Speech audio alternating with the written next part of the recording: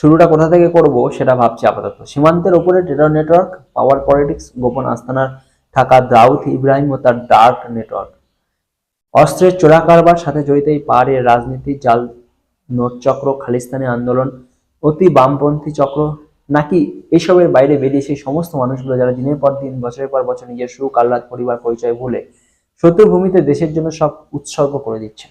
কোথা থেকে শুরু করা যায়, কোথা থেকে শুরু করা উচিত?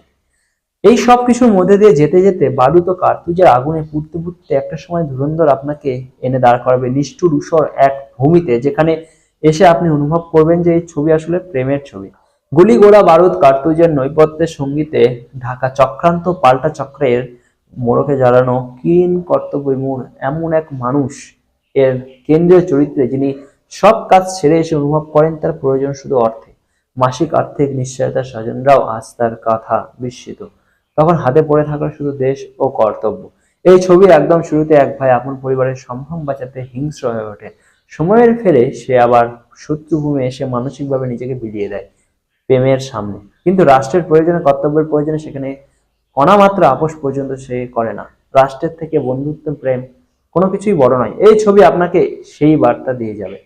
এই ছবি আপনাকে বলবে যে যুদ্ধের মাঝে নীরবে প্রেম করা যায়। শত্রু শিবিরেও তুমি মনের মানুষ খুঁজে নিতে পারো, যদি তোমার সে আত্মবিশ্বাস থাকে। আর বিশ্বাসী তখন সেই মানুষটাই নিয়ন্ত্রণ করে তোমাকে কাজে আরো সহজ করে তুলতে পারে।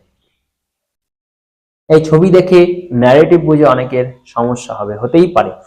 কিন্তু আজ অথবা কাল এই ছবি সীমান্তের ওপারে পৌঁছালে সেখানকার প্রশাসনের যে সমস্ত উচ্চপদস্থ ব্যক্তিরা দেখবেন, তারা নির্ঘাত একে অপরকে একটু হলেও সন্দেহের চোখে দেখা শুরু করবে, এটা নিশ্চিত। এবার আসি পারফরমেন্সে। রণবীর সিং একটা সময় এসে আপনার মনে হতেই পারে যে বিগত 50 বছরে যত সুপারস্টার এসেছে বলিউডে, তিনি হয়তো অভিনেতা হিসেবে এদের সকলের সেরা। কিন্তু ঠিক সেই মুহূর্তে আপনার ঠিক পিছনে এসে কখন আপনার অজান্তে আপনার কাঁধে হাত রেখে নিজের উপস্থিতি জানান দেবে আর মানবান। বেশ কিছুক্ষণ যাওয়ার পর আপনি হয়তো কোনো একটা সময় ঠিক ওনার মতো করে একটা সিগারেট ধরাতে চাইবেন। নেশায় সে বুক কাটলো একদম শেষ দৃশ্যে এসে। আপনার হয়তো এটাও মনে হতে পারে যে এই ছবির আসল নায়ক এনারা কেউ নয়, আসল নায়ক হলেন রাকেশ বেদি। আসল নায়ক সেই মানুষগুলো যারা দেশের প্রয়োজনে বছরের পর বছর নিজেকেও ভুলে গেছেন, ভুলিয়ে দিয়েছেন সকলের থেকে, এমনকি নিজের থেকেও। দেখুন, সকলকে দেখতে বলুন, তবে দেখবেন কিন্তু শুধু তাকিয়ে থাকবেন না।